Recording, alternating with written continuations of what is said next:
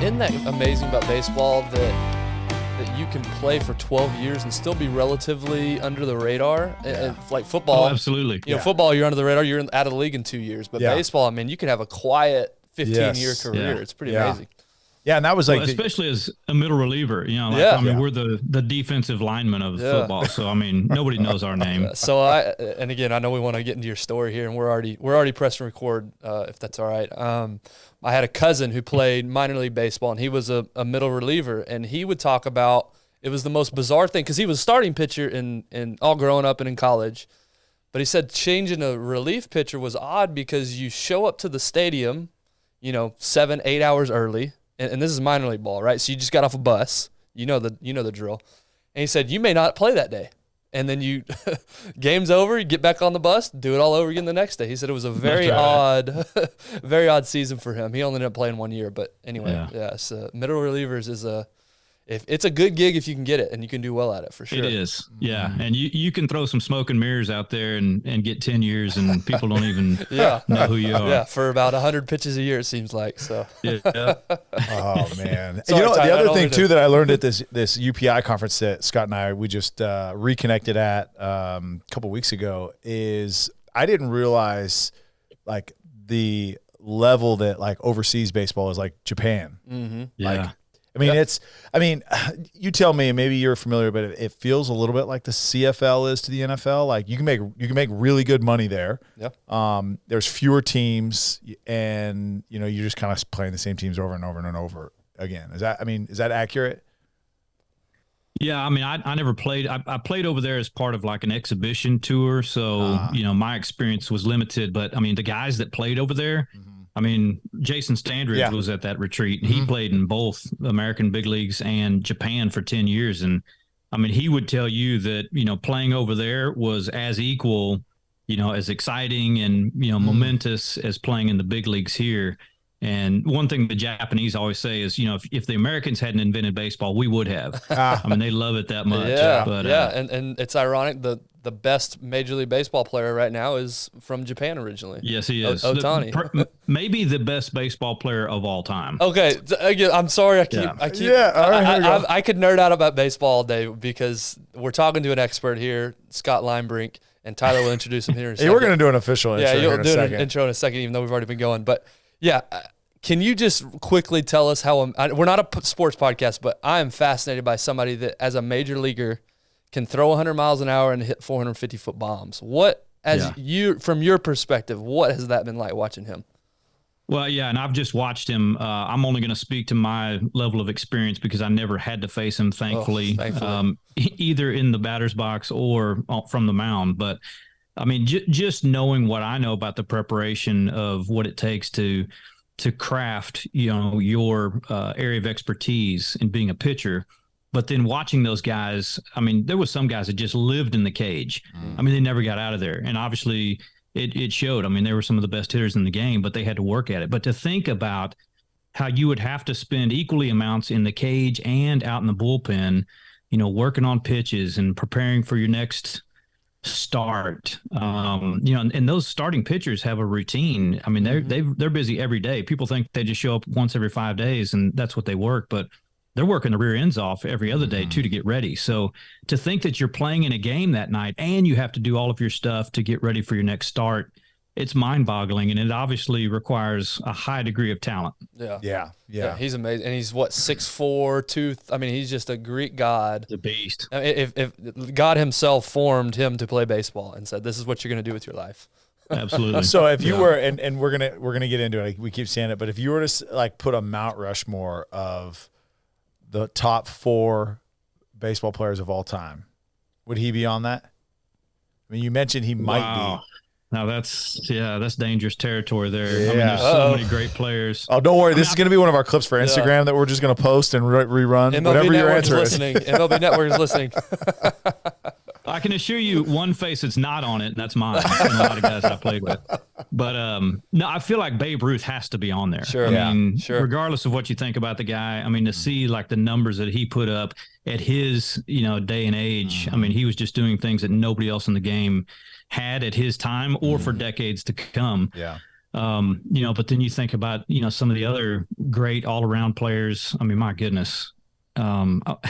Mount Rushmore isn't enough. It really isn't. But yeah, I'll take a stab at it. So, going to my era, I mean, some of the guys that were the most feared: Barry Bonds, Mark McGwire, Edgar Martinez, Ichiro. Those were just to name a few. And coming up and just for me, that was one. And I'm sure we'll get into this, but I didn't feel like I belonged. Because you see some of these greats that even I had, watched in my teenage years, and now I'm supposed to be on the same field competing against them. It was very intimidating. Yeah. One name you didn't mention that was I knew he was going to come. My to this. boyhood hero, Ken Griffey. Second, Jr. Scott Linebrink was Scott number one. Was one. Yes, Scott number one. Had your jersey on my wall, absolutely. And then Ken Griffey Jr. A distant second. Yeah, Griff was the man. Yeah, I got to play with him actually in Chicago, and that's right. Yeah, great guy. Yeah, he ended his career. Well, not ended, but he was the later part of his career was there in Chicago, right? So yeah, man. Every kid, I'm 35, so grew up, like I said, watching him, and every kid. It didn't matter where you were from. You were a Ken Griffey Jr. Seattle Mariners fan. I mean, that's right. How many kids learned to bat left-handed because of Griffey? Like I batted right-handed, but I emulated my swing after. I mean, it didn't matter. Right-handed, left-handed. To your point, though, I'm sure a lot of kids picked it up. But you wanted to be Ken Griffey Jr. That's what everybody wanted to be. Yeah. Yeah, awesome. All right, and I didn't even mention the guy over my shoulder, Nolan Ryan. I mean, I was going to say, he wasn't bad. He wasn't bad. Yeah, it was whatever. You got then you got Cal Ripken, like just longevity, right? Like you got someone that's right. I mean, there's we can go on all day. Anyways, yeah, we're starting a second. I just went through my list of names that I actually know from baseball. I was gonna say you're kind of out of your realm. Yeah, I was gonna say. I mean, if it's not Will Clark or Barry Bonds, I mean, I was a Giants fan, and so that's how. I watched. So my dad worked in the city when Scott was in San Francisco. So I mean, did you cross with Will Clark or? No. You were 10 years. Sorry, I'm sorry. I lied. Yeah. You were 2000. So my first year was 2000. Yeah. Okay. But yeah, Barry was there. We had Jeff Kent. Yes. Oh yeah.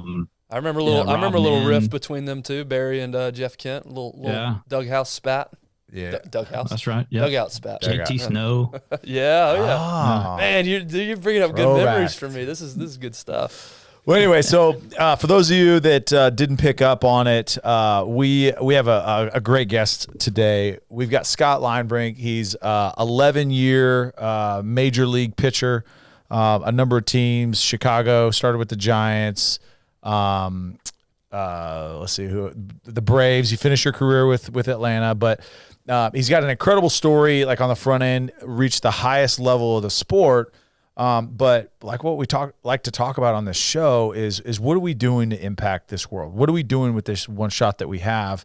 And Scott is a perfect example of what we should look to emulate when it comes to maximizing your platform and then really just making an impact on people. And you'll hear he's making an impact not just in Central Texas where he's at, not just in the baseball community, that he spends a ton of time mentoring younger players, connected with younger players, whether it be from a ministry standpoint. He's got a great podcast, Get in the Game, and also globally what he's doing to impact, and we're going to get into that with what he's doing with Water Mission. But Scott, man, hey, again, thank you for taking some time today and jumping on with us. Guys, thanks for having me. Awesome. So let's go back. Let's start a wee little lad in Central Texas. Take us back there and how the young man became a professional baseball player, and then we'll pick up after that.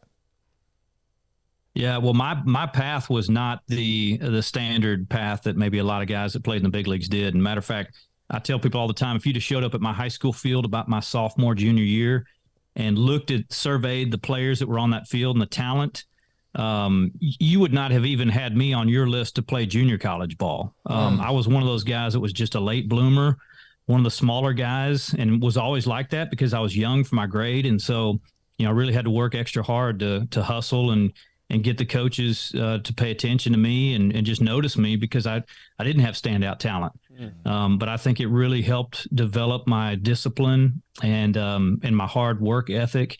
And then, growing up, started to come into my own a little bit, even after high school. I mean, I really consider my college experience to be, kind of icing on the cake, or an opportunity that probably would have passed most people by. But I was able to play at a small school here in Austin at Concordia.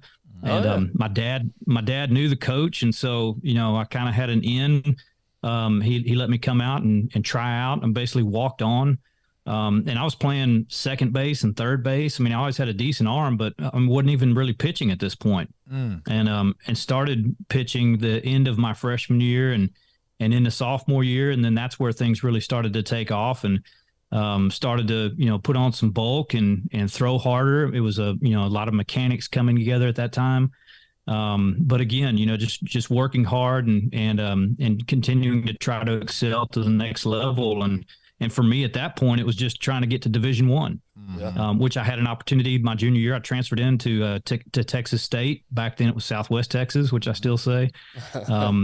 But we had a lot of junior college transfers coming in, and we put together a great team, just a kind of a bunch of ragtag guys that came together and just played well. It was one of those team chemistry things that, I'm sure like you guys have played on different teams where, you went out there and you just knew that you were going to win because you had a deep affinity for the guys that you were playing next to. And it was just a real brotherhood. And there was probably about 3 of those teams, from college on through pros, that I look back on and go, man, I mean, that was the team right there. I mean, when you think of a team concept, but it was really special. So we made it to the regionals that year, couple of wins away from going to the College World Series. And so, got some attention from scouts that were there probably to look at other All-Americans. And I ended up getting drafted by the Giants in the second round. It was 56 overall pick. Is that what it was? Yeah, it was. Yeah. So you're clearly a humble individual.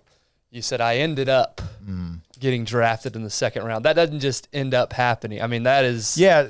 I want to know how many select teams you were on, and how many private trainers you used, and then how much you marketed yourself on social media to get drafted in the second round. Right. Yeah. No. Oh man. Baseball, it has 900 rounds in a draft. So to get drafted second round is unbelievable. For somebody sounding like your story, like you said, you wouldn't have picked. Nobody would pick you out of the lineup. So growing up, there's a couple places I think we could go, but one is for sure, what was your mentality growing up? What were your goals? I assume it was, I want to be a major leaguer, but how unrealistic did that feel growing up? I think, and a lot of guys would tell you, I always dreamed of being a big leaguer. And it was like, once you made it, you finally achieved that dream that you always wanted to. I think I grew up going to baseball games and watching guys like Nolan Ryan, and Ryan Sandberg was a guy that I grew up watching for the Cubs. And I always dreamed of what would it be like to be in those guys' shoes. But I mean, if I'm honest, I would say I never thought that I had what it takes to actually do that. It was just some far off dream. And certainly it may have, inspired me to take the next step and to try harder. But I think I was just such a head down kind of guy that I was just looking at, what's next? What's the next step? And it was never about, trying to get here in 10 years, but just, boy, it'd be great if I could just, I got cut. I mean, my freshman year of high school, I got cut from the baseball team. Wow. And only because they made a freshman team. They didn't even have one. They had a JV and a varsity. And then they decided they'd cut enough guys that they could actually make a freshman team. So I kind of got invited back to be on the freshman team. Just little opportunities like that. I mean, playing at Concordia, which was basically a junior college experience. But, that gave me what I needed to take the next step. And without Concordia, I never would have made it to Texas State. And without Texas State, I never would have gotten the exposure to get drafted. So it was just I love the saying that says, luck is where preparation meets opportunity. That's right. And so, that was really my story of just trying to be prepared for that big moment. And I love the name of this podcast because, sometimes you do get one shot, and what are you going to do with it? And preparation and hard work was definitely something that allowed me to shine in the right moment. So you mentioned earlier your dad knew the coach. I want to kind of go down that path, right? In the discipline, the awareness at a young age that it's like, hey, I can't be focused on the end goal. Like I've got to look right in front of me, and I've got to take this step first before I could take the next step. What was your upbringing like? With your parents. What role did they play in your life? Siblings? What was that dynamic? Yeah. So my parents were very involved. I mean, my dad always coached me growing up. It was always about, again, drilling down into, you got to work hard, you got to be ready. I remember he was, always one of the coaches. And so, I vividly remember him coming home from work, and I had to have all the equipment ready to go so that when he got there, we were loading up and we were heading out. I remember, that being a fear of mine of, what if I forget something? I got to make sure that I got everything ready so that we can go. And, I'm not the cause of, something missing. All through high school, he was very involved. He wasn't coaching me anymore, but he was still going to games. I was telling somebody this just the other day. I came up in minor league ball before you had like online where you could watch games online. Mm-hmm. I mean, you literally had to listen to them on the radio. And so I'm playing in places like Shreveport, Louisiana, and Jackson, Mississippi. My dad would actually call the radio station or the guy broadcasting the game, and the guy would put the phone down next to the speaker while he was announcing games that I was pitching so he could listen to the game. No way. Yeah, that's a dedicated father. Involved. I love that. That's absolutely awesome. Yeah, that's awesome. I always had support from my dad as well as my mom, and both my sisters too. They'd get on me if they, didn't hear me giving them props about being at hundreds of little league games and high school games coming up. They were very supportive too, but we were just an athletic family. My younger sisters played sports as well, volleyball mainly, but yeah, I had a great childhood, great upbringing, and yeah, I think that set me up for the future. All right, I want to take a quick minute to talk about our partner, Choctaw Casino and Resort. We are really, really humbled and grateful to be a partner for them. If you've listened to the show for any amount of time, you've heard how great the resort is there, how great the casino is, the new expansion. They've doubled in size, 3,000 new slots. They've got unbelievable sports bar. They've got unbelievable restaurants, unbelievable movie theaters, arcades for kids. It is endless, the things that they've not only improved but added. But it's just the experience that they provide is second to none. Choctaw Nation has done an incredible job with the community, with philanthropy, with support. They have just done incredible things. So we are extremely humbled and grateful to partner with Choctaw Casino and Resort. Make sure, I know you know it, it's just a short drive up 75. Go check them out. And now back to the episode. The idea of hard work, your dad gave you responsibility, and that's one thing I feel like we lack younger parents with younger kids right now is we just want to take care of it. We don't want to put you in a situation where you can fail, and we don't want what is your thoughts on that, right? Because it sounds like you were given some responsibility. That's just one example, I'm sure, of your whole upbringing, but your dad giving you responsibility, letting you fail, and then a little bit of fear of what would happen if I did mess up. Like walk through that, like as a child and the mindset that you had that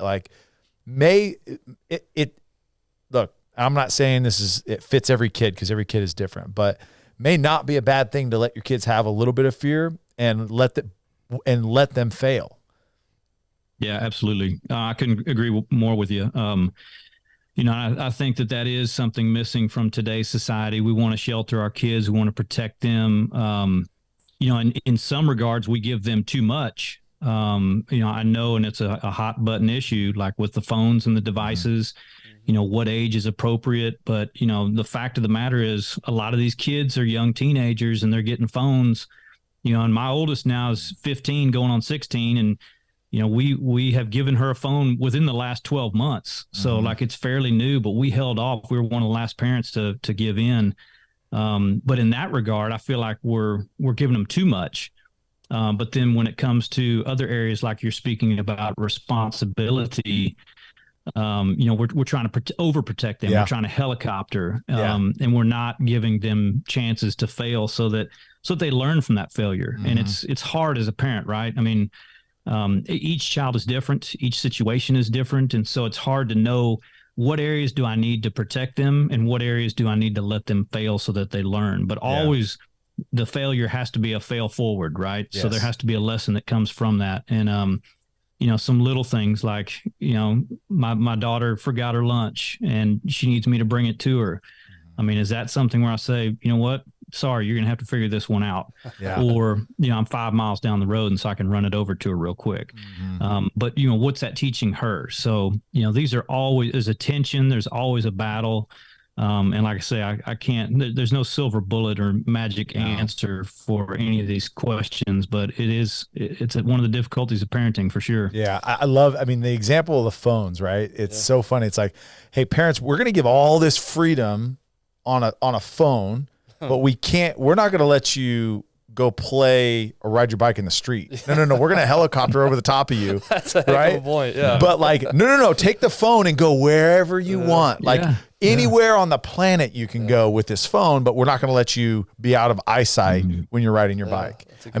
It's wild. You said something there. How hard was it for you? And again, you don't have all the answers. None of us have all the answers, but I'm a father of 3 young boys. You pretend to have all the answers sometimes, Ben. I do. It's my show. And Tyler's obviously the father of young kids. But for you, how difficult was that at first, that learning curve of letting my children fail? I'm assuming your oldest was your guinea pig, kind of trying out some things. So how hard was that for you at first? Because we talk about it all the time. We just had this discussion about big conversations and big topics. You need your kids to fail, but it's very hard to let them do that. How hard was that for you? Yeah, it's tough. And, I often tell both of my daughters, I say, hey, I don't know if y'all know this, but y'all are my first kids. I've never had any other kids. So I'm figuring this out as we go too. My wife and I really try to discern a lot from the Bible. And of course there's no answers in there about what age is appropriate to give a child a smartphone, but we can derive a lot of wisdom from books like Proverbs on raising kids, and knowing that if we raise them faithfully to know and love the Lord, they're not going to depart from that. They're going to come back to it. And I think just being honest with them and saying, hey, I don't know that this is the right decision, but this is the decision that we feel good about because we've talked about it. We've talked with other parents. We've prayed about it. This isn't just something that is a knee-jerk reaction to a certain situation, and we're just trying to limit you in every opportunity. But we're truly trying to set you up well for the future, and we're trying to teach you to use something. And that's the thing I keep coming back to is, we could shelter our kids from technology. We could shelter them from a lot of the things that we see out in the world. But the fact of the matter is, I'm 3 years away from my oldest being out of the house. And so when she goes out, she's going to have her own phone and whatever app she wants. I'm not going to be able to monitor and police that. So I got to be in a position now where I've got to teach her to use that well. And I've got to try to guard her heart from some of the things that I know are dangerous for her. And, who knows, maybe in 3 years, it may be more appropriate for you to have TikTok or, Snapchat or something like that. But for right now, it's not going to happen because you still live under my roof. And man, we've shed some tears in this house. Not so much me, as much as my girls. For just Dad, you're being unfair. Yeah. So your approach is no social media while they're in the house. Is that what I'm hearing? So we just did let her get an Instagram account, and that was a big step. Yep. And there was a full blown presentation on why Mom and Dad, you need to let me have this. And but here's the way I explained it. I said, I have Instagram, and I said the only reason that I got Instagram is because I started my podcast, and I want to be able to put that out there. Yep. And I said, for my child, I said, here's what I'm doing with Instagram is I'm trying to put out things that are inspirational, things that are going to challenge people, things that are going to be faith forward. And so, and I use this analogy because the Bible talks about us being a light on a hill for all to see. And I said, social media is our hill. It's Absolutely. Our chance to stand up where a lot of people can see us, and we can be a light, or, we can spread darkness. We can spread hate and vitriol and evil. So, what are we going to choose to use that platform to do? I choose to use it for good, and I hope you do too. And of course, we're in a trial period to monitor and make sure that she's doing it well. And I said, you have to like all of my posts and repost what I. It is funny. Yeah, post my stories to yours. Yes, comment on every picture. Yeah, but yeah, it was funny because I asked her. She's had it now for a few weeks, and I said, hey, I noticed because I follow you too. I said, I noticed you haven't posted anything. She's like, yeah, I'm still waiting to try to figure out what my first post is. So it's like. At least she's thinking through it, right? Yeah. At least, at least she's not the one just filming herself sitting in a car, and yeah. But it is, it's a pressure on the youth. Like, there's a pressure to be relevant. There's a pressure for, people to look at what they're doing and go, wow, look at that. And, they feel like sometimes they can't live up to the world's expectations. And my word to them would be, you don't have to. You can be your own person. That's right. Yeah, I'm sitting here thinking, I'm 35, like I said earlier. I struggle with Instagram, getting lost in the reels, looking at things that I shouldn't be looking at, comparing myself to people that, are the other side of the world. I struggle at 35. I would have been horrible with social media as a 15-year-old. Mm-hmm. And I love, because again, you said it yourself, you're not an expert, but it's encouragement to me hearing how you're approaching with your oldest, and how careful you are with her the mentality of approaching these things. I appreciate you sharing that. That's really helpful to us. Yeah. No, let's jump to an era where social media was just getting thought of, like AOL Instant Messenger. So let's go back to 2000. Actually, I'm sorry. Let's go to 97. We stopped last when you had just gotten drafted, second round. What was that experience like? I mean, you'd mentioned, I never thought I'd make it there. Was there a time before draft day that either you came to a realization or someone said something to you where you're like, oh, I can actually make it to the bigs? Yeah. So there was about an 18-month window in there. And I would say it was from about my middle of my sophomore year of college until the end of junior year. And really that was like 2 baseball seasons where things just started coming together. And obviously the jump to Division I was a big deal. There were guys that were, going from there, getting a chance to play ball. So I don't even think when I made that jump to Texas State that it was like, okay, here I'm on my path now to pro ball. But it was just, we get to play Texas and A&M. Like this is a big deal. To me, that was the big leagues. Yeah. One of my first games, I think it might've been my first start, was against A&M, and went out there and struck out 10. And it's just like, whoa, what's going on? It took me by surprise, and, immediately drawing interest of scouts and, having to fill out scout sheets and, personality surveys and stuff like that.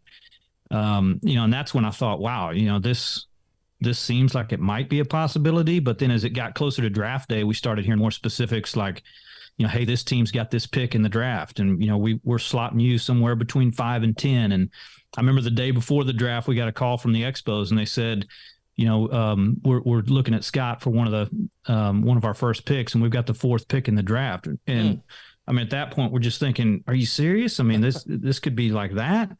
So it really, there was and then from other teams, we heard, oh, we think he's probably a day 2 guy. So there was a lot of uncertainty, and so much so that I chose on draft day, on the first day of the draft, not even to be in the house. I didn't have a cell phone at that point, and I told my buddies, I'm like, we're going to go play golf. So we wouldn't play golf and just totally forgot about the draft, and we're having fun. But at the turn, my curiosity is killing me. So I go like literally to the clubhouse payphone and call home, and only to, have my mom pick up the phone and everybody's screaming in the background. I'm like, what's going on? And they said, there's probably 100 people that already know that you got drafted. So, of course, that just kind of let the cat out of the bag, and then came home, and, there's a big party, kind of an impromptu party. So it was not at all the experience of the guys sitting on the couch, watching the draft and hearing their name chosen. But yeah, you were the last person to find out, it sounds like. Yeah. Man, that's cool. So what was when your mom tells you, what's your feelings in that moment? Well, it was just, a lot of things coming together like, okay, wow, this is the team. One of the first things my buddy said is National League, you get to hit. So I was excited about being able to hit. But then, now we've got the negotiations for signing bonus. We've got to think about getting an agent. And then as soon as you sign, you're off to some minor league team in the middle of nowhere. And I still remember that day at the airport leaving, and it was tough. I mean, because even though I had been away for college, I was just right down the road in San Marcos, or Concordia. And so, getting on a plane to Oregon to go play in the Northwest League, and had a few $100s in my pocket, just to take care of things when I got there, and, stepping into a complete unknown. I mean, I got to imagine I was 20 years old at that time. I wasn't even 21. So I imagine for my parents, that had to be real difficult. And I have thought about that, putting myself in that same spot. I mean, that's 5 years from where I'm at now with my daughter. I couldn't imagine like just putting her on a plane to Oregon and saying, go get them. There's moments in my life, and I'm sure others have shared this, that you have this big goal and you play it up in your head, and it's going to be this. It's going to feel like this when I get there. And then you get there and it's like, well, that wasn't what I played it up in my head. What? You get on a plane to Oregon and you're riding in buses and you're playing minor league ball. Was there a gap there between what you had expected and what reality actually was? Yeah, I don't even know, honestly, that I had any expectations. And, I think that's what some of the most rewarding experiences in life are, often when you have no expectations. Sure. And you're going in with eyes wide open. But fortunately, met some really good guys that remained friends for, still to this day. And just, knowing that we're all in it together. I think that was probably an easier transition for me than going to the big leagues, because, in the minor leagues, you're kind of, you're all within maybe 2 or 3 years of development. And so, you got some guys that maybe just came out of high school. Some guys are juniors in college, but you're all within like a 3-year period. When you go to the big leagues, my first jump to the big leagues, I was 23 years old. And then there was guys that were 40. And, again, guys that I had watched on TV, and the disparity was so much greater. And, the level of experience and, just the confidence, all of that, and it wasn't, I know we could probably all sit here and say, the game's changed. It's not like it was back then, but when I came up, it truly was like that old school style of rookies, like get your butt to the front of the bus, sit down in the back of the clubhouse. We don't even want to see you or hear you. And so it was very much just, hey, I'm here just to try to do my job when I get in there, tiptoe around, not step on anybody's toes, and just mind my own business. Scott, the games have changed 100%. You have rookies, and I didn't play. I played, 10 years behind you. I started about 10 years behind that. And literally it was, rookie hazing was completely part of the process. And it wasn't like hurtful. Back then there was stuff that crossed lines, but for the most part, everybody did it. But it was part of it, right? There was a humbling, a totally humbling effect for some of these rookies that I think benefited guys at that point to be able to either create more longevity or to grow up faster. The problem I think now is we got a bunch of kids coming out of high school or college, and I'm going to refer to football, but coming out of college that continue to be kids when they're in the league. And Ben Watson describes it. Look, the NFL is like delayed adolescence. Not many guys grow up very much during that time that they're in the NFL because they don't have to. People take care of things for them. Your laundry's done, your meals are made, you're told what to do, where to go. There's not that much responsibility. And then on top of that, there's no humility within it. It's hard to grow. Obviously experience, maturity, it does come, and I'm not downplaying that. But to your point, it's totally changed. And unfortunately, I was a rookie in 4 different leagues, so I had to go through the rookie hazing 4 times. But I think that look, I'm never ever one to put anybody down, to degrade anybody, anything like that. But I also am all about them carrying shoulder pads and helmets at the end of practice, or being the last in line at food, or getting up and singing on their chair. Like, there's certain things that I think are important through the process. And in athletics, I mean, it would be really kind of weird, like if you're in the office and it's your first, you just started real estate, graduated college, and all right, Austin, stand up on a chair. Go ahead and sing I'm a Little Teapot. So, I mean, it's like weird, but I agree with you. It's changed, and you see it translate onto the field. And what we're seeing is now young kids looking at these superstars that haven't been mentored or haven't been nurtured to really mature much, are now the idols of young kids and teaching things that may not align with what is, I think, helpful to, the culture that we hopefully would be going back towards. And I kind of stumbled through that a little bit, but I'm just thinking, I think of all the kids that do the gritty all day, and I'm not saying Justin Jefferson. My 6-year-old does the gritty. They can't walk anymore. They literally only gritty everywhere. Like that's the only thing they do. And a great guy. And we actually had him on the podcast last year at the Super Bowl. And I'm not saying he's being a bad example, but that's how much of sponges young kids are watching professional athletes. Mm-hmm. So to be able to have mentor these athletes, help them mature and grow, to recognize the platform that they have when they have it, is important. And humility is a part of that process. That actually brings up a question. You make some great points. That actually brings up a question, Scott. I'd be curious your opinion. What do you think about kids idolizing athletes and looking up to athletes? What's your general thoughts? I don't want to lead that question too far. What's your general thoughts on that?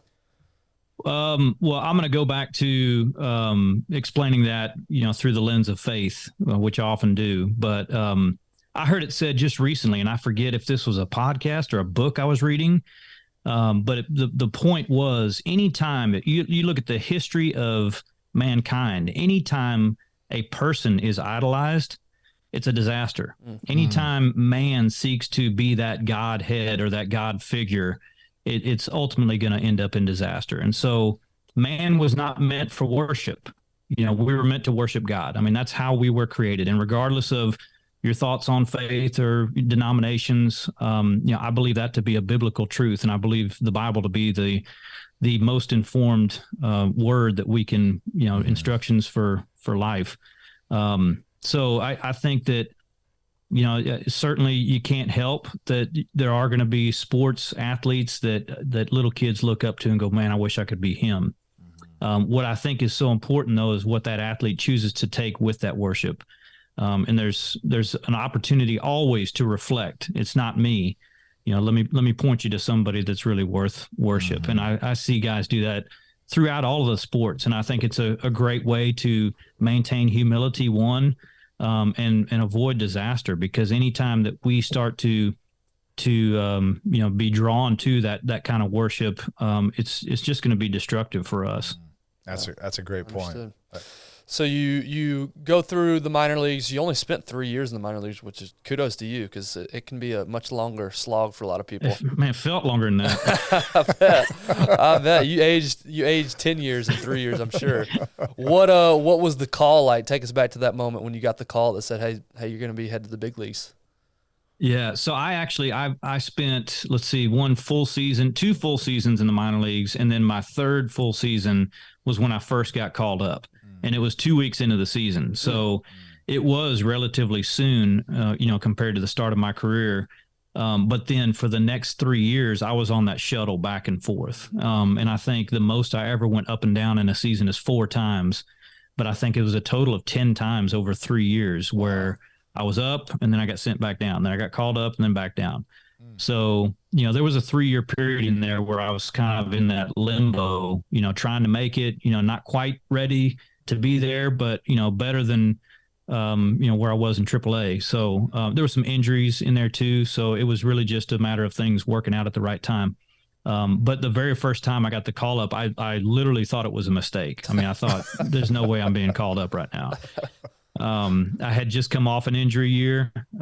Things were starting to click again, but I got called up to AAA for the first time, and it was 2 weeks into the season, and now I'm going to the big leagues. Wow. And it was really a whirlwind.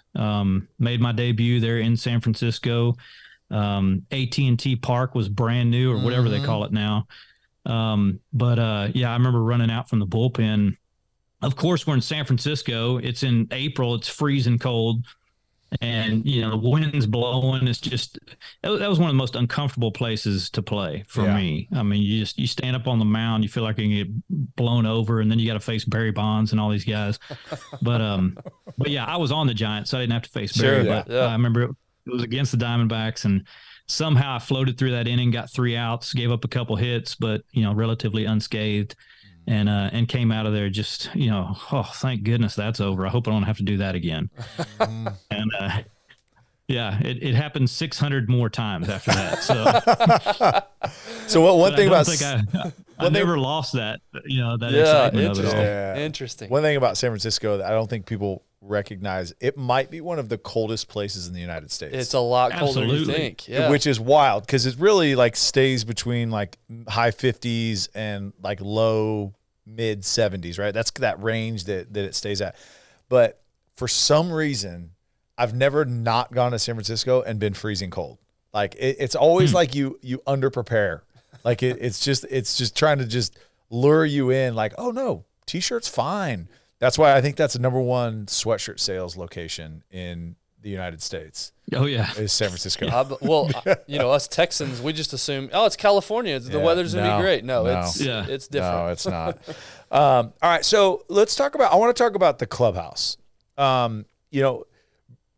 Maybe just some insight on what it's like being a part of that, because that's what's totally unique about baseball is that time, right? You're on the road 100+ games a year, and or not on the road, but you're playing 100 and what is it now? 162. Gosh, 162. 162 games on the road for about half of them. I mean, long stints. You don't practice during the season, right? There's no official practice because you play every day or every other day, right? And so walk through what it's like in the clubhouse, right? That team camaraderie aspect. And, is it a bunch of, is it 25 on the roster? What's on the bid? Is it 25? So is it 25 individual businesses that just show up and collaborate? Is there really kind of that team feeling? Because you go to football and it's very different, right? It's hey, we all live in the same area. We're all coming to the same facility. We're together all day practicing, and then we go to war together. And baseball is just different. So walk us through the dynamic there. Good question. Yeah, that is a great question. First of all, there's a lot of playing for 7 different teams, with total different dynamics, even from year to year on different teams. The clubhouse looks a lot different. So, you can walk into some places, and I never played for the Yankees, but the Yankees, I always heard, were just a very, orderly business-like place.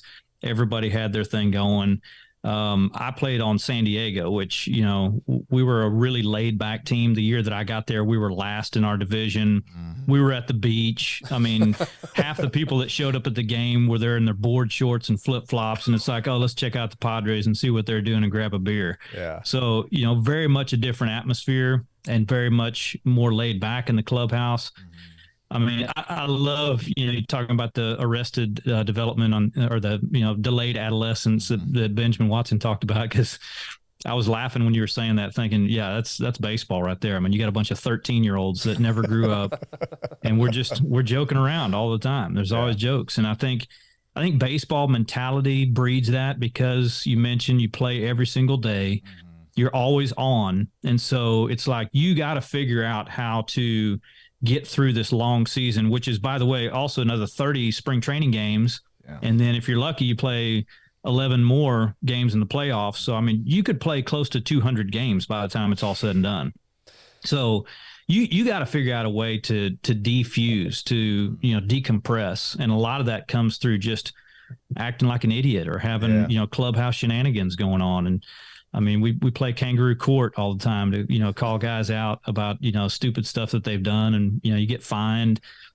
Team dinners were a big part of team camaraderie. I tried to institute a bullpen dinner, so all the relievers would go out together when we get into a city, and we'd go, eat somewhere and stick somebody with the tab and then bail.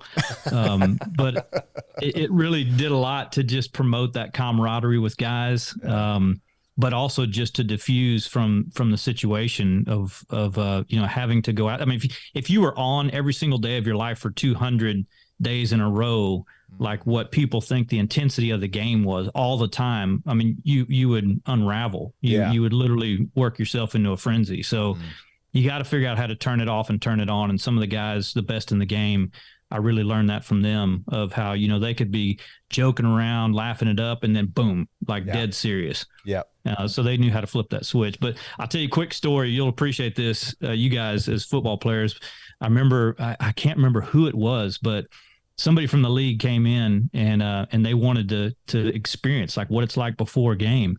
And they come into the clubhouse, and I remember them making the comment what are you guys doing? I mean, the game is in 30 minutes. Half of you aren't even dressed.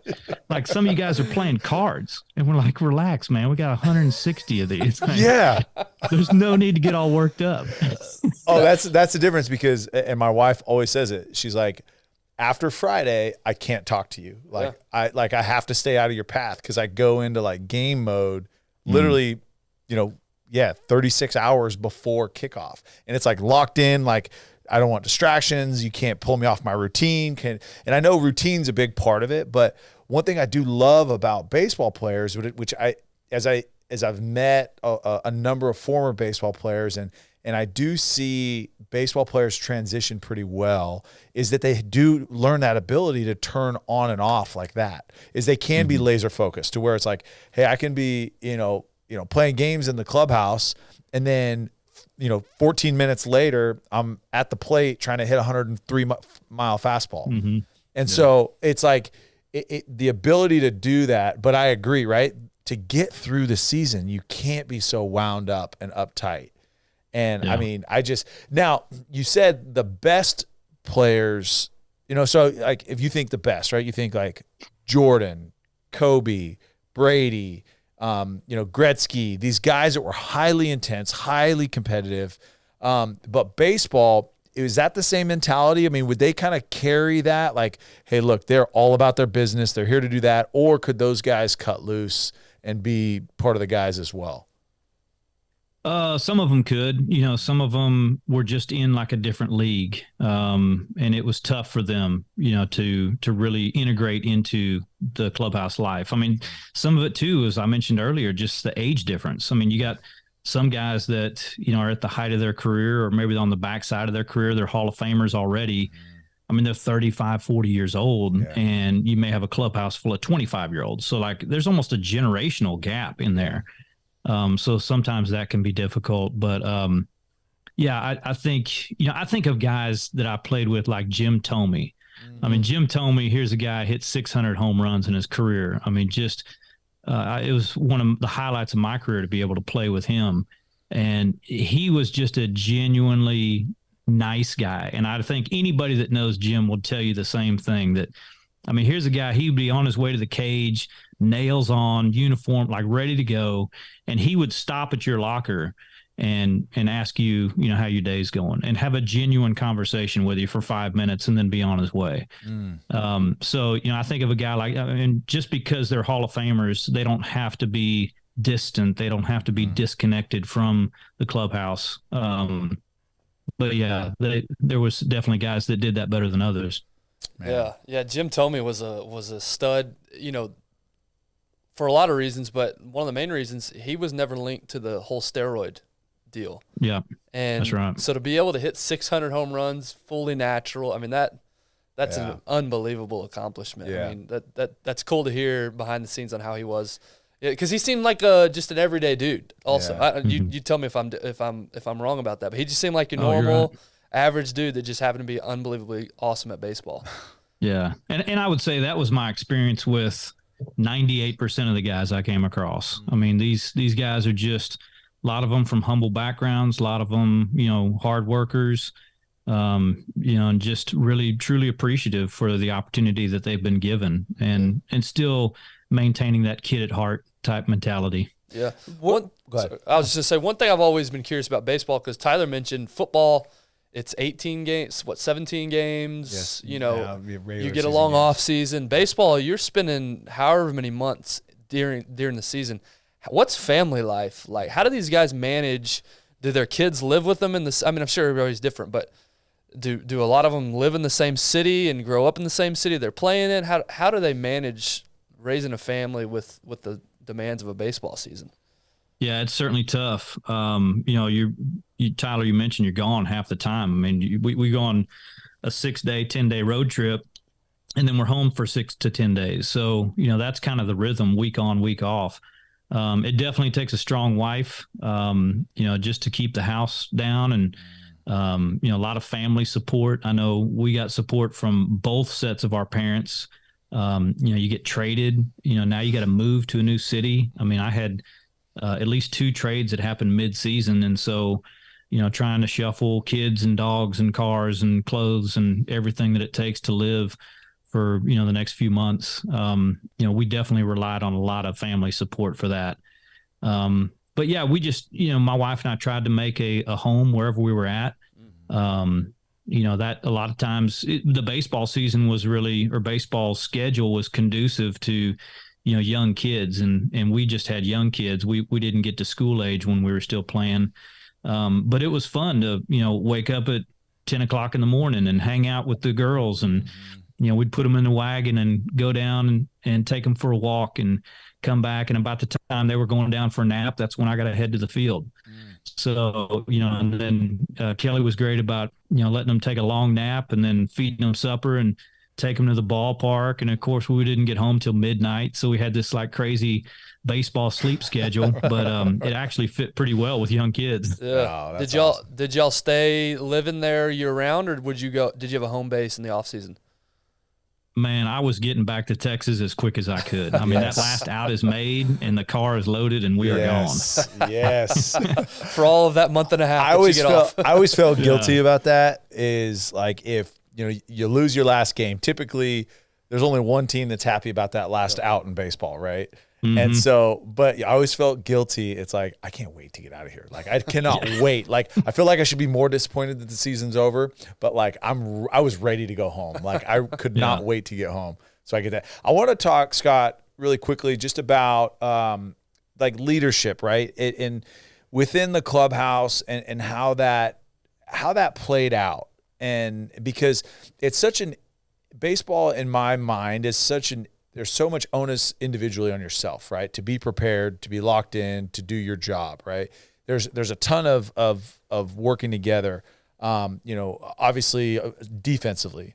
But how the best leaders in clubhouses, what did that look like? And then for you, just knowing you and seeing how you interact with other baseball guys, like that's a role I'm sure that you stepped into, but how did that dynamic work? Yeah, you can attest to this too, Tyler. I mean, being in a room of whether it's 25 or 55 guys, you're all alpha males. Yeah. I mean, every one of you in your own right is a stud. Mm-hmm. I mean, you wouldn't have gotten to that point if you weren't. And so, now you put all of those alpha males in a room. I mean, it doesn't work that way in a wolf pack. You got one alpha male and the rest of them follow. So, how do you create leaders and followers? And I think, the whole idea of servant leadership, really comes to the top of mind, because I saw guys do this, like just simple things, picking up something, a guy gets up and, you pick up both your plates and take it over instead of, just leaving it there for him to take. Going out of your way to help people. I think that really played in spades in terms of just showing my teammate that I care about them, that I'm willing to go the extra mile to do something for them, sacrifice myself, my time, and again, a lot of them were just very small acts of kindness in the clubhouse. But I think it's very important. And I think the guys that, didn't do that, that it became real apparent to the ones that were more self-serving and were there for themselves. They were trying to get their next contract. They were, driven by the money. whatever the case may be. But yeah, leadership definitely has a place. I think, when it comes down to the really tough times, I mean, that's when you see true colors come out too. Yeah. And definitely, there were guys that were just natural born leaders and guys that had to be brought along. And I saw, some of those older veteran guys, pull guys aside and say, hey, I see that you did this. Let me tell you maybe a better way that you can do that next time. Not embarrassing them, not calling them out in front of guys. And then there was other instances where that was not done well, where it was a call out situation. And I never saw a guy respond well to that kind of tongue lashing or, embarrassment. So I always wanted to be a guy that was, more of a shepherding kind of guy, come alongside somebody and, hey, let's talk about this. And the same holds true in parenting. Like I don't do my best parenting when I'm mad and emotional. I do it when, the dust is settled and we can say, hey, let's talk about this and how we can do it different next time and how we can learn from each other. I want to take a quick break and thank our partners, Sleep Number, and highlight a couple of things they're doing. Guys, these Sleep Number beds are unreal. The technology that they've created, the feedback that it gives you on your sleep. I've got the app opened up right here. They tell you things like your heart rate variability, your breathing rate, all these type metrics and feedback to give you so that you can improve your quality of sleep. They're all over the place. You can go and check yourself out, a Sleep Number store, wherever you live. Go to sleepnumber.com as well. They've got great resources on there. We just talked about this not too long ago. They have a whole blog section, all these articles, things that you can improve your health. Sleep Number is definitely changing the game when it comes to bedding. So get yourself to Sleep Number, get yourself to sleepnumber.com and check them out. Now back to the episode. Yeah, so true. We just had that conversation. I told the story, and I won't go through the story, but yeah, you're exactly right. You don't make great decisions when you're emotional and upset. No. I want to get to what you're doing today. I mean, we could talk all day about your career and how awesome of an experience that was. Hold on, before we go there, you mentioned Kelly, and you mentioned, and you've said we a lot. Yeah. About like when, we got drafted, we found out, we. And I love that. That's one thing that people, I do the same, and I don't even realize it. It's not even a thought in my head because of the things that my wife and I have gone through together through our journey and story. But you take us to that. When did y'all meet, and, when did y'all get married? Yeah, so we knew each other growing up, actually probably around high school age, and her best friend went to church with me. And so I had always known about this, and both of them were Kelly. And so I'd always known about this Kelly Anderson and seen her at youth group events. And yeah, we kind of crossed paths over time, and we knew some of the same people, but didn't really start dating until I was off playing ball. I was in Houston at the time. She was at A&M, and our paths crossed, just kind of a chance meeting. And we actually just celebrated our 20th anniversary this week. Awesome. And so congrats. Thank you. We had a chance to go back and tell some of these stories, and it, that was one of the things that she commented on is it's just amazing how, our paths literally, like, we started on the same path and then we kind of went our different ways, and how, we reconnected, and how if it had not been for that exact moment in time, our relationship wouldn't have worked out. Yeah. And so just seeing God's hand in that was really cool. But yes, you're right. I mean, she was with me for the whole ride.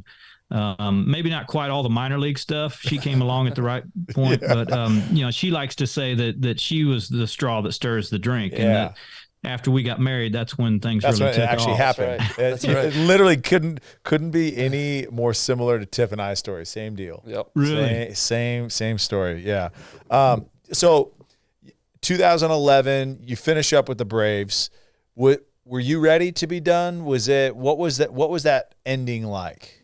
Yeah, so I actually played the next year in 12. We signed with the Cardinals and made the team. I mean, I was a non-roster guy, so I had to make the team and made it, and then proceeded to get hurt in my final spring training outing. Went on the DL, or the IL now. I can't say DL. But yeah, I kind of, was working my way back, and it never really came together for me. And I got to a point where I decided, this is, well, actually I got released. So they decided for me. Yeah. But then it was, hey, if I'm going to, come back from this, it's probably going to have to be something surgical. Yeah. And I ended up having surgery several months later. But at that point I was 35. The writing was on the wall. If I was going to continue my career, I was going to have to go back to the minor leagues and prove that I was healthy, and kids were getting into school. And I'm just like, I'm not ready to do all of that. Yeah. So yeah, my retirement was very unceremonious. There was no press conference, which I had one coach say, if you don't have a press conference, you don't retire, you just quit. So that's true. So I quit. And then, but I would say I was ready. I mean, it was a 15-year run from the time I got drafted till released. And so, I was ready to be a dad, move on with the next stage of life, decided to go back to school and finish my degree. And kind of, started a whole new path from there. All right. So quickly, run through what that, like 2 years after quitting, what that was like. And then I want to talk about Water Mission and what you're doing with that. Cause it's incredible. But yeah, talk about those 2 years and what it was like. I mean, you played ball your entire life. Now you're done. What was that like for you? And the impact that it had maybe on your relationship in your marriage. Yeah, well, so you're right. It was about a 2-year period. I would say I did not think that I would struggle at all. I thought, man, I'm going to leave baseball behind and not look back. Was immediately asked if I had any interest in, continuing a career in baseball, whether it be coaching or front office. And I said, no, not really. I mean, I'm ready to leave this behind. I don't like the travel. It's not conducive for a family. I just want to be home, really. So, I stepped into, going back to school. That was probably almost a year after retirement, which I'm glad I did that. It was very difficult for me because I'm now a 38-year-old or 37-year-old junior in college, having to go back and take some of these, tough classes and complete my degree. But I did that and, was proud of the accomplishment and showing my kids that education's important. But really, when you talk about Water Mission, it was right during this time that we were introduced to Water Mission. And my wife and I just had heard about it through a friend of ours that recommended it and said they were doing great work. And one of the pivotal moments, I think, of my life was when we were asked to go on a trip to Haiti. And Kelly and I left our girls here with our parents, and we went to Haiti, and we thought we were doing something maybe a little bit reckless, but we decided to go and do it. And it really just opened our eyes to a whole nother worldview. In our world, and you guys can attest to this. I mean, when you live in a clubhouse environment, in professional sports, I mean, that's not real world. No. I mean, there's so many things. I mean, to your point, Tyler, I mean, anything that you want done, you can have done. I mean, you can have somebody take your dry cleaning, go wash your car. I mean, just anything that you have. I mean, make me something to eat. It's just, you snap your fingers and it gets done for you. And so, to leave that environment and then go to a third world country where people don't have enough money for basic needs. They don't have water. They don't have food. They don't have shelter. The three most basic needs. There's no justice. Like, these are the things that just, really rip your eyes wide open. And so, that really started me on a path of, hey, what does this next chapter of life look like? I was confronted with a book at that time by Tim Keller called Every Good Endeavor. And it talked about how we're made for work. And I think all along I had this idea that when I get done playing baseball, I'll probably do a lot of different things, but I get to do whatever I want. And it was really a selfish mindset. And, I don't think I would have told you that back then, but looking back on it now, I think that's totally what I thought.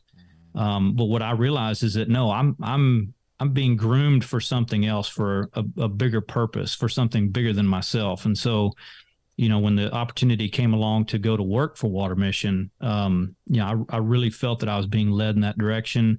And I'm glad that I had that opportunity. And I'm glad that I'm doing something that I'm accountable for my time. I'm accountable from, a talent standpoint and how I'm using everything that God's given me to give back and to encourage others to give back too. And it's something that, like that trip to Haiti, I get to take other guys and ladies on trips and show them, here's the kind of impact that we can have. Professional sports can be a wonderful platform for some of the greatest causes in the world and really, righting some wrongs. Yeah. You talk about, we've done however many of these episodes and interviews and learned different people's stories, and the transition is always tough, and some people do it better than others, and just as humans, we're not great with idle time. We need something to look forward to. We need something to work for. As you said, we're designed to work. For me, it was tough because I didn't have, I was done all of a sudden sooner than I hoped to be, and I didn't really have a backup. I didn't really have something else I could focus on immediately. I think of Darren's story. He did have something. It was like 2 days after he retired, then he went and worked at ESPN. So he didn't have a big transition time. And so as I learned from more people, I think that's, there's probably a lot of keys, but I think one of the keys is having a next mission. You've had a mission for so long. You've had a tribe of people around you for so long. It's finding that next tribe and mission, as a former guest phrased it. So what was it about Water Mission for you that said, okay, this is where I want to allocate the next phase of my life? What was it about that? I'm assuming the Haiti trip had something to do with it, but. Yeah, the Haiti trip had a lot to do with it. There was a lot of people in my life, mentors, folks. I mean, Tyler, you and I are both a part of PAO, Pro Athletes Outreach. There was a lot of great mentors that I had, through that network that really showed me. A guy like Steve Stenstrom, who left a successful NFL career, and now he's going on to be a leader of men and women. People that were, taking advantage of what they had been given and realizing that, it's not just about the pro career. And I think that's the hardest part for a lot of guys that leave the game is they think, well, I had my shot. I did the one thing that is going to be the biggest thing that I'll ever do. And I love the quote that talks about, what it means to live an extraordinary life. That it's not about doing one thing extraordinary. It's not about winning a Super Bowl or winning a World Series or hitting a walk-off home run or scoring a game-winning touchdown. It's about doing the ordinary every single day.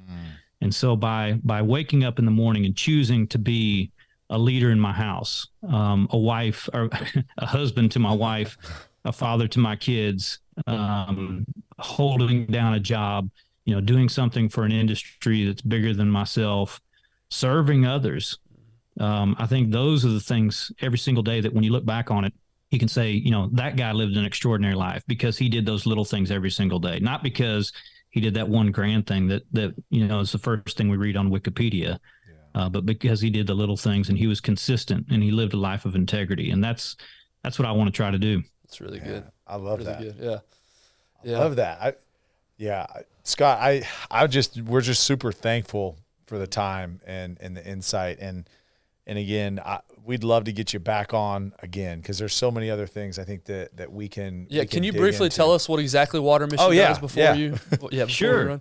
Yeah, absolutely. So we are a Christian engineering organization, and we basically do water projects. We bring water to people in small rural communities. We call them last mile communities, but basically they have no water or sanitation infrastructure. Many of them are drinking out of shallow wells, out of contaminated sources.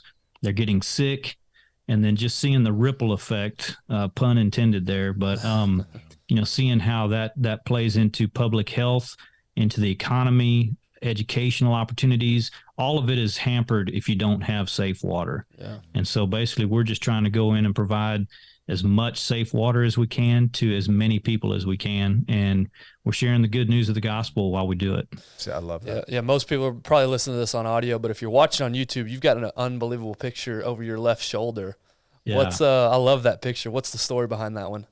So that's a kid from Tanzania. This was actually when I went to work for Water Mission. This was the first project that I got to help promote. But basically, we came into a refugee camp that had 50,000 people in it, and the UN was handing out bottled water, and they were spending tens of thousands of dollars per week just in bottled water. Wow. And so they came to us and they said, we've got to have a better solution. And so Water Mission came in, we put in filtration equipment, pumps, generators. We're pumping water out of a river, treating it, and then distributing it throughout the camp.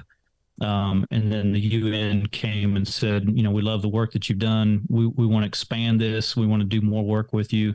But basically, Water Mission made the decision to send all that equipment and resources without knowing how we were going to fund it. And so it was basically up to us to go around and share the opportunity with other folks. And a lot of baseball players jumped on board and they said, we'll help out. And it was one of those decisions that, it was the right decision to do. But at the time, we had no idea from a budget standpoint how we were going to cover it. And some great people came forward and made it possible. And so I look at that picture right there and I think, you reduce it down to the individual. I mean, we talk about big numbers and budgets and, number of people in a refugee camp, but, for that person right there, it made all the difference in the world for them. That's awesome. I love that. How can they find Water Mission? Yeah, go to watermission.org and check us out. We do a lot of work in disaster areas. We're very involved in the Ukraine. We did work in Pakistan this year with all the flooding. And then we do a lot of community development projects, long-term, permanent projects that are going to be there for generations. We do that across Latin America, Africa, and Indonesia. But it's a 501c3. It's a charitable organization. They do a great job with their resources. They spend the money well, and they serve the people that we say we're going to serve. We talk about it a lot, and not only as adults. But as parents, one of the best things that you can do is go serve somewhere outside of where you live. Because we just get wrapped up in this bubble and we think this is what everybody lives like. And especially in North Texas and Central Texas as well, two areas that, have benefited tremendously over the last, couple decades, with growth and prosperity but go serve. And if your kids are at an age where they can join, highly, highly encourage it. And so if this is something that interests you, giving communities clean water. I mean, like you said, it's the foundation. You can go, how many weeks without food? But you can't go more than 3 days without water. That's right. So this is foundationally important. And so go on watermission.org and I'm sure that there's resources there that you can find, reach out, connect with them. And if there's an opportunity in this and you're being called to, and you feel something tugging on you and as you're hearing Scott talk, or as you're doing some research on this and you feel something in your stomach, I say that's the Holy Spirit, but listen to it, whatever you think that it is, listen to it and reach out. And I guarantee you it will change your life for the better. Go serve someone else and experience something like that. So highly, highly encourage that. Scott, man, appreciate you. Good word, Tyler. Yeah, you're absolutely right. It's all about serving. That's right. I love it. I love it. Well, hey, all the best to you, man. Happy 20 years. Give our best to Kelly. Thanks, guys. That is awesome. That is impressive. And good luck with the TikTok. Yeah. And the gritty. The gritty, yeah. That's right. Yeah, just pray for patience with me when my boys walk into the house from school. I can't anymore. Scott, we appreciate it, man. Thank you so much. You bet. All right, Love man. what you guys are doing. Keep it up. All right, Thanks, man. Scott. Thanks, Talk everybody. soon.